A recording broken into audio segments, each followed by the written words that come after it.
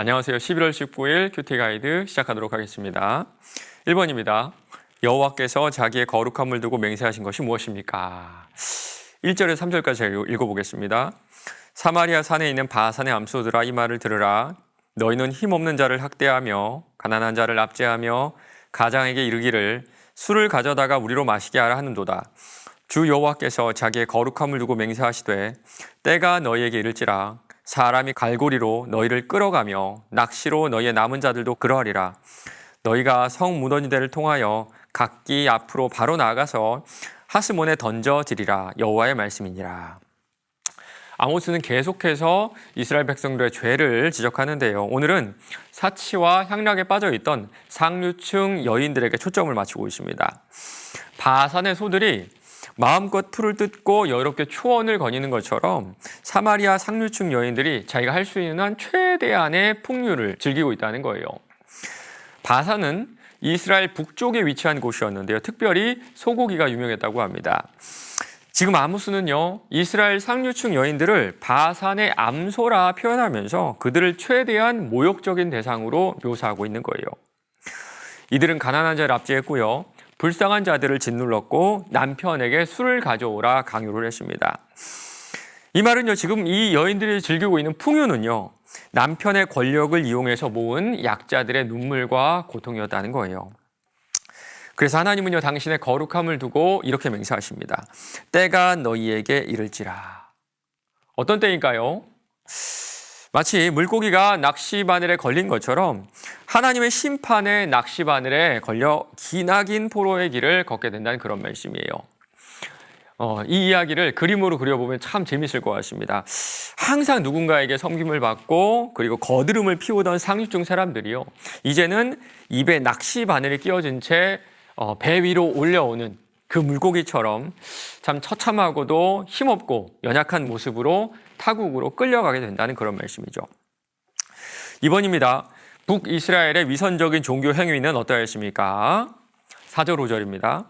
너희는 베델에 가서 범죄하며 길갈에 가서 죄를 더하며 아침마다 너희 희생을 3일마다 너희 11조를 드리며 누룩 넣은 것을 불살라 수은제로 드리며 낙헌제를 소리내어 선포하려무나 이스라엘 자손들아 이것이 너희가 기뻐하는 바니라. 주 여호와의 말씀이니라. 베델은 이스라엘 사람들이 제사를 지내던 예배를 드리던 곳이었죠. 그런데 아모스는요, 이제 그곳에서 드리는 예배가 죄를 더하는 것이라 말하고 있어요.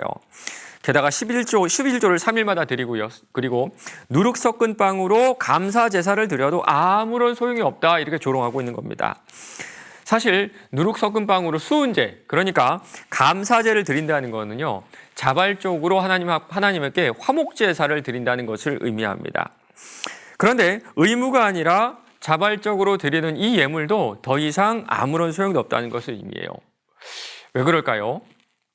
이것이 너희가 기뻐하는 바니라. 그것은요, 너희 만족이라는 겁니다. 내가 기뻐하는 것이 아니라 너희들의 만족을 위한 종교 생활은 하나님과는 아무 상관없는 마치 속이 빈 강정 같은 행위에 그치고요. 그것은 도리어 하나님을 진노하게 하신다, 그런 뜻이에요. 3번입니다. 최종적인 심판 행위로 인해 이스라엘이 어떤 형국에 처해졌으며 그들의 반응은 어떠했습니까? 11절입니다.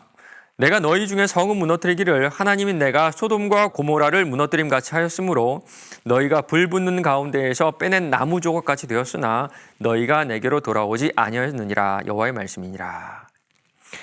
하나님께서 이런 이스라엘 백성들을 돌이키게 하시려고 내린 최종적인 재앙은요, 마치 소돔과 고모라에게 비교되는 어떤 자연재해, 그런 재난이었거든요.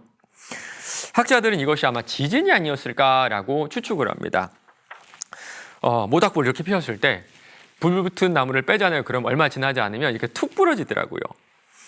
너희가 불 붙은 가운데서 빼낸 나무 조각같이 되었으나, 마치 이스라엘의 땅이 쉽게 무너지는, 쉽게 부러지는 불 붙은 나무 조각 같다는 거죠. 이런 고난을 만났을 때 이스라엘 백성들은요, 아모스의 경고를 기억해야만 했습니다. 그리고 은혜를 구했어야 되는데요, 이렇게 예언된 자연재해를 만나고도 이스라엘 백성들은 하나님께 돌아오지 않고 결국에는 망해버리고 말죠. 4번입니다. 하나님께서 반복해서 경고를 하셨음에도 이스라엘 백성이 보인 반응은 무엇이며 그들이 맞이하게 되는 결말에 대해 묵상해 봅시다. 때로 우리 하나님은요, 자연을 통해서 우리에게 말씀하기도 하시죠. 그러나 지속적인 사인이 있었음에도 불구하고 이스라엘 백성들은 하나님께로 돌아가지 않습니다. 너희가 내게로 돌아오지 아니하였느니라. 12절 보면요, 이런 고난을 주신 궁극적인 의미가 뜻이 나와요.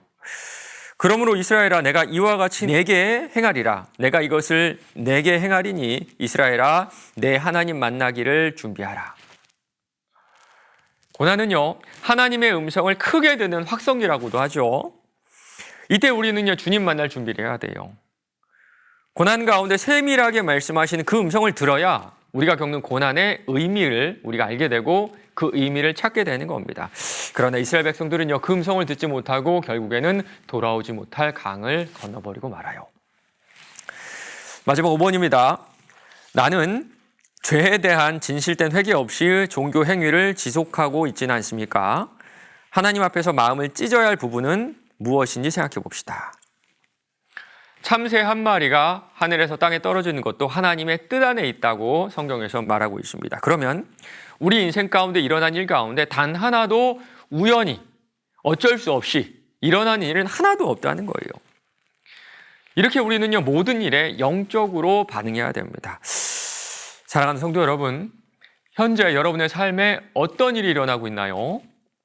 좋은 일이든 나쁜 일이든 영적으로 그 문제를 해석하고 주님 앞에 나아가는 은혜가 저 여러분에게 있기를 간절히 바랍니다.